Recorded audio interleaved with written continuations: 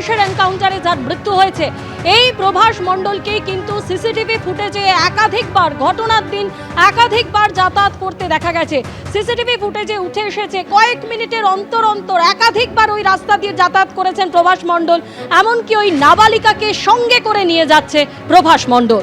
ঘড়ির কাঁটা রাত্রি 12:45 প্রভাস মণ্ডলকে পুলিশের দাবি তারা নিয়ে যায় হচ্ছে ঘটনাস্থল, অর্থাৎ সেই যে জায়গায় অপরাধটা কমিট করেছিল তারা, এবং সেই জায়গায় প্রভাসকে নিয়ে যখন ঘটনা পুনর্নির্মাণ করতে যায় প্রভাস তখন পুলিশের কাছ থেকে বন্দুক ছিনিয়ে নেয়, নিয়ে পুলিশকে লক্ষ্য করে এক রাউন্ড গুলি চালায়, পাল্টা হচ্ছে পুলিশের গুলি এবং পালাতে তাকে প্রভাস, এবং তারপরে সেই পুলিশের গুলিতে প্রভাসের মৃত্যু হয়, এই এনকাউন্টারে মৃত্যু হয়। কিন্তু প্রভাস মণ্ডল তার সম্পর্কে যদি বলি এবং যে অপরাধটা ঘটেছে কতটা নৃশংস অপরাধ এবং বিভৎসতা ছিল, সেক্ষেত্রে জানা যাচ্ছে এখনও পর্যন্ত তদন্ত করে জানতে পেরেছেন যে প্রভাস হচ্ছে বারবার করে পুলিশকে ভুল পথে চালিত করার চেষ্টা করছে, প্রভাস হচ্ছে বারবার করে নিজেকে বাঁচানোর চেষ্টা করছে, কিন্তু প্রভাস যে গোটা ঘটনার সঙ্গে ওতপ্রোতভাবে যুক্ত রয়েছে সেটা পরপর একের পর এক মিথ্যে কথা থেকে শুরু করে তার পুলিশকে তার সিসি ক্যামেরা ফুটেজ সেটা তার প্রমাণ দিচ্ছে।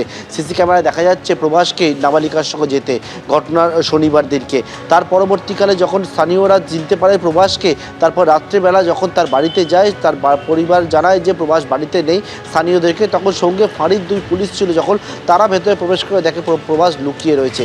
প্রভাস হচ্ছে এরপরে বিভিন্ন জায়গায় ঘোরাতে থাকে, নানা মিথ্যে কথা বলতে থাকে যে নাবালিকা আছে, নাবালিকাকে তাকে বাবার কাছ থেকে অপহরণ করার জন্য তাকে টাকা নেওয়ার জন্য একটা ক্রাইম হয়েছে, এরকম একাধিক মিথ্যে কথা যখন বলতে থাকে তারপরে প্রভাসের দেখিয়ে দেওয়া জায়গা থেকেই হচ্ছে নাবালিকার দেহ উদ্ধার হয়। অর্থাৎ এই যে অপরাধটা, সেই অপরাধে প্রভাসের যে যুক্ত থাকার বিষয় একেবারে নিশ্চিত হয়ে যায় পুলিশ, এবং প্রভাসকে গ্রেপ্তার করা হয়েছে তুমি জানো, এবং গ্রেপ্তার করা হয় রবিবার দিনকে, এবং সেই গ্রেপ্তারির পর থেকে যে তথ্যগুলো উঠে এসেছে 3 জনকে প্রথমে গ্রেপ্তার করা এক এক করে, এবং গতকাল রাত্রিবেলা 4র্থ অভিযুক্ত হয়ে গ্রেপ্তার করা, কতটা বিভৎস ছিল এবং যে নৃশংসভাবে খুন করেছেন এরা প্রত্যেকেই ক্রাইমটাকে কমিট করেছেন, যেমনটা জানতে পারি তদন্তকারী সূত্র মারফত। শনিবার দিন যখন প্রভাস নিয়ে যায় ওই তরুণীকে, নাবালিকাকে, তারপরে তাকে সেখানে নিয়ে গিয়ে হাত পিছন থেকে মুড়ে একেবারে তার উপর অত্যাচার চালায়, নাবালিকা চিৎকার করলে ঘাড়ে তাকে আঘাত করে, এবং তারপরে সে যখন সংজ্ঞাহীন হয়ে পড়ে ভাবে যে মৃত্যু হয়েছে, একটা বস্তার মধ্যে পা দিয়ে চেপে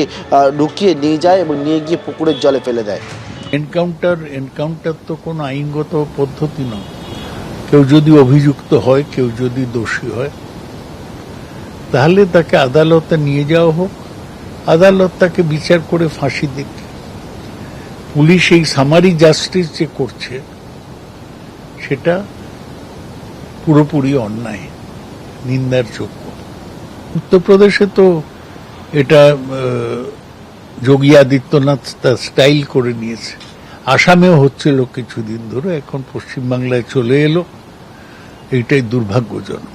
তৃণমূল কি এই ধরনের অত্যাচারকে সমর্থন করছে? অবশ্য এটাতে আমাদের খুব একটা কোয়েশ্চেন নেই, কারণ 15 বছর ধরে তো তৃণমূল আপনারা এটাই সমর্থন করেছেন।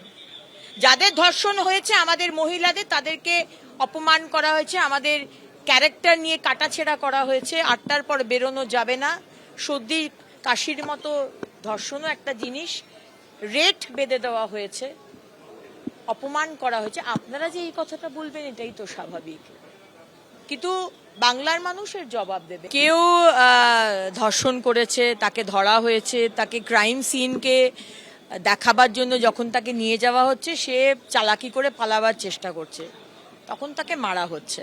যারা এই ধরনের ভাবছেন যে পার পেয়ে যাবেন, কেউ জানতে পারবে না, আপনাদের কেউ সাহায্য করতে পারবে, কেউ বাঁচাতে পারবে না, এইটুকু আপনাকে বলে দিচ্ছি। এবিপি আনন্দ, এগিয়ে থাকে, এগিয়ে রাখে।